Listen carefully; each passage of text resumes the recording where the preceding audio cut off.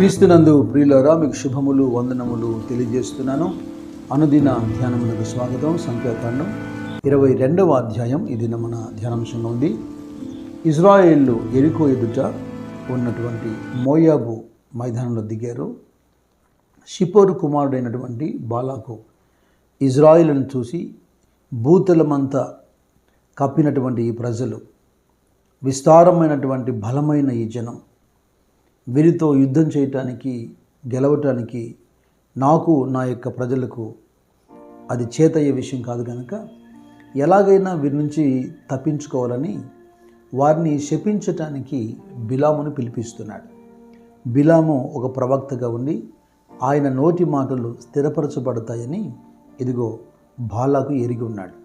అందుకే బిలామును పిలిపించి, ఒక ప్రజలు ఒక సైన్యం వస్తుంది, వీరు చాలా బలంగా విస్తారంగా ఉన్నారు, వారికి ఎదురవుతున్నటువంటి దేశ నివాసులకు వాళ్ళు చేసిన కార్యాలన్నీ మేము విని ఉన్నాం కనుక నీవు నా కొరకు ఈ ప్రజల్ని శపించడానికి రమ్మని బహుమతిని పెద్దల ద్వారా బిలాము దగ్గరికి పంపాడు.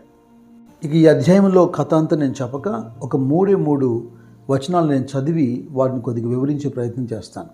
మొదటిగా 9వ వచనంలో ఎప్పుడైతే బాలాకు పంపినటువంటి మనుషులు బిలాము దగ్గరికి వచ్చారో, బిలాము వద్ద బస చేస్తున్నారో, దేవుడిని యెహోవా బిలాముతో మాట్లాడుతున్నాడు. 9వ వచనంలో దేవుడు బిలాము వద్దకు వచ్చి, నీ యొద్దనున్న ఈ మనుషులు ఎవరని అడగగా, ఈ ప్రశ్న ఆ రోజున దేవుడు బిలామును అడిగాడు. అయితే ఈ లేఖనం చదువుతుండగా ప్రతి ఒక్కరూ కూడా ఇలాగ ప్రశ్నించబడాలి. ఎందుకంటే సహవాసం అనేది చాలా ప్రాముఖ్యమైంది.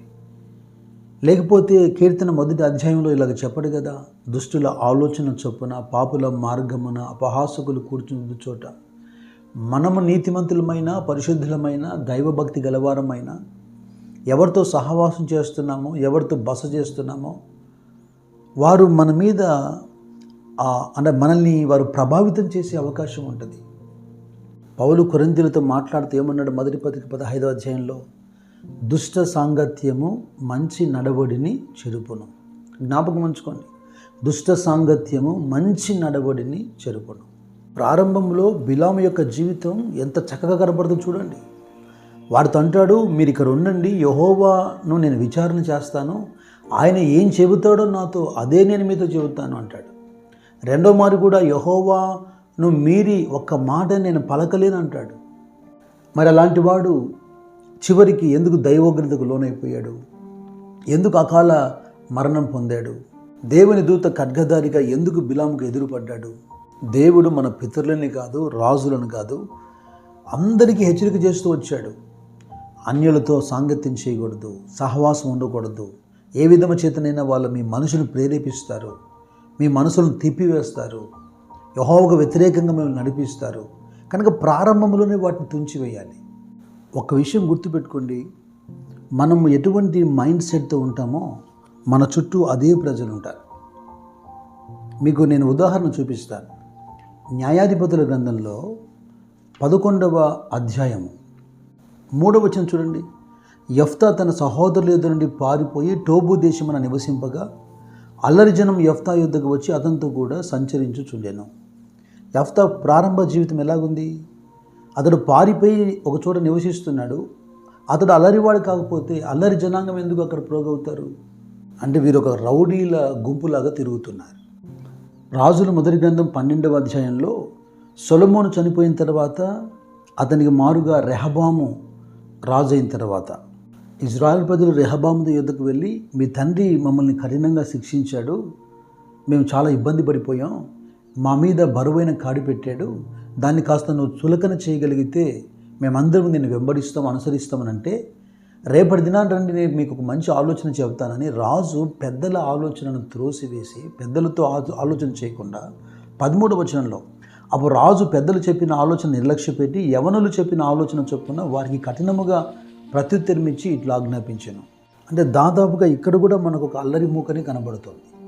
అలాగే సమూయేలు మొదటి గ్రంథం 22వ అధ్యాయంలో మంచికైనా చెడుకైనా ఇక్కడ ఆలోచన ఏంటంటే, ఎటువంటి ఉద్దేశాన్ని, ఎటువంటి ఎజెండాను మనం కలిగి ఉన్నాం, ఎటువంటి మనుషులు మనతో ఉన్నారు.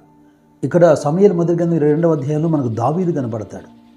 దావీదు అదుల్లాము గుహలో నుండి తప్పించుకొని పోయి అతని సహోదరులను అతని తండ్రి ఇంటి వారందరూ ఆ సంగతి విని అతని యొద్దకు వచ్చేది.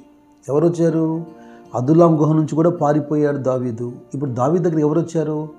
మరియు ఇబ్బంది గల వారందరూ, అప్పులు చేసుకున్న వారందరూ, అసమాధానముగా ఉండి వారందరూ అతని యొద్ద కూడు కనుక అతడు వారికి అధిపతి ఆయను. అతని యొద్దకు ఎక్కువ తక్కువ 400 మంది వచ్చి ఉండిరి. ఇప్పుడు నీతో ఉన్నవారు ఇటువంటి వారు అటువంటి వారని నువ్వు బాధపడి వారి మీద సనగడం కాదు. అసలు అటువంటి వారు నీ దగ్గరికి ఎందుకు వచ్చారు? 3 ఉదాహరణలు చూపించాను. ఎవరు ఏ స్థితిలో ఉన్నారో, ఎటువంటి మైండ్ సెట్లో ఉన్నారో అటువంటి ప్రజలు అక్కడ గ్యాదర్ అవుతున్నారు. అందుకే పౌలు అంటున్నాడు, ఇప్పుడైతే సహోదరుడు అనబడిన వాడు ఎవడైనాను జారుడు కానీ, లోబి కానీ, విగ్రహారాధికుడు కానీ, తిట్టుబోతు కానీ, త్రాగుబోతు కానీ, దోచుకొనివాడు కానీ అయ్యున్నడల్లా అట్టి వానితో సాంగత్యం చేయకూడదని, భుజింపకూడదని మీకు వ్రాయుచున్నాను. ఇక సంఖ్యాకాండము 22వ అధ్యాయంలో 34వ వచనం చదివితే, అందుకు బిలాము, నేను పాపం చేసి తిని నీవు నాకు ఎదురుగా త్రోవలో నిలుచుట నాకు తెలిసినది కాదు. కాబట్టి ఈ పని నీ దృష్టికి చెడ్డదైతే నేను వెనకకు వెళ్ళుదునని యెహోవా దూతతో చెప్పగా. ఇక రెండవ మారు ఇంకా ఎక్కువగా ధనాన్ని, ఐశ్వర్యాన్ని బిలాముకు రాజు ఎప్పుడైతే ఆఫర్ చేశాడో ఇతని అంతరంగంలో దేవుణ్ణి ఒప్పించే ప్రయత్నం చేస్తున్నాడు. ప్రారంభంలోనే 12వ వచనంలో నీవు వారితో వెళ్ళకూడదు, ఆ ప్రజల్ని శపించకూడదని చెప్పాడు. ఆయన ఒకసారి చెబితే మాట తప్పడు, అంతే. తిరిగి మళ్ళీ ప్రార్థించి మళ్ళీ దేవుని ఎందుకు అడుగుతున్నాడు? అతడు తోలుతున్న గాడిద దేవుని దూతను చూడగలిగింది కానీ, ప్రమాదాన్ని పసిగట్టగలిగింది కానీ, బిలాము నేత్రాలు పూర్తిగా మూయబడ్డాయి. త్రోవలో వ్యతిరేకంగా, బిలాముకు వ్యతిరేకంగా దేవుడు నిలబడిన సంగతి ఆయనకు తెలియట్లేదు. సొంత ఎజెండాతో శరీరానికి తావిచ్చిన వాడు ఇటువంటి సంగతులను గుర్తించలేడు. చెప్పడానికి ఇబ్బంది అనిపించినా, బాధ అనిపించినా న్యాయాధిపతులు 16వ అధ్యాయంలో 20వ వచనంలో సంసోను గురించి మనం చూస్తాం. ఇదిగో సంసోను ఫిలిష్తీయుల నీ మీద పడుచున్నారని అతని నిద్ర మేలుకొల్పితే ఎప్పటిలాగానే బలమును విరజిమ్ముతాను అనుకొని లేచాడు. అయితే యెహోవా తనను ఎడబాసినని అతనికి తెలియలేదు. సమూయేలు మొదటి గ్రంథం 16వ అధ్యాయంలో కూడా మనం చూస్తాం. 14వ వచనంలో దేవుని యొక్క ఆత్మ లేదా యెహోవా ఆత్మ సౌలును విడిచిపోయి అన్నమాట. 10,000 మంది దండెత్తి మన మీద పైబడినా దేవుని ఆత్మ మనకు తోడుగా ఉంటే అదే మనకు బలం. ఇక ఎవరు మనల్ని జయించలేరు. అయితే సైన్యమంతా సహాయంగా సౌలు వెనుక నిలబడిన దేవుడు ఎడబారిస్తే అతని జీవితం ఎలాగ ముగిసిపోయిందో మనం ఎరిగి ఉన్నాం. అందుకే 2 దినవృత్తాంతముల గ్రంథం 15వ అధ్యాయంలో దేవుని ఆత్మను పొందుకున్నటువంటి అజర్యా ఆసారాజుతోనూ, యూదా వారితోనూ, బెన్యామీను వారితోనూ అంటున్నాడు, మీరందరూ నా మాట వినుడి, మీరు యెహోవా పక్షపు వారైన ఎడల ఆయన మీ పక్షముగా ఉండును. ఒకవేళ మీరు ఆయన యొద్ద విచారణ చేయకుండా ఆయనను తృణీకరించారనుకోండి, నిశ్చయముగా ఆయన మిమ్మల్ని విసర్జించును. ప్రభు ఆత్మ నాకును ఉన్నది అన్నట్టుగా ఆలోచించాలి మనం, దేవుని ఆత్మ యొక్క నడిపింపు ఉన్నదా లేదా అని. ఇక చివరిగా మరొక మాట చూద్దాం. సంఖ్యాకాండము 22వ అధ్యాయంలో 35వ వచనం, అలాగే 23వ అధ్యాయంలో కూడా 5వ వచనంలో అదే మాట ఉంటుంది. యెహోవా దూత, నీవు ఆ మనుషులతో కూడా వెళ్ళుము, అయితే నేను నీతో చెప్పు మాటయే కానీ మరేమీ పలకకూడదని బిలాముతో చెప్పాను. 23వ అధ్యాయము 5వ వచనంలో యెహోవా ఒక మాట బిలాము నోట ఉంచి. ఇన్ని ప్రయత్నాలు రాజు చేశాడు, బిలాము చేశాడు.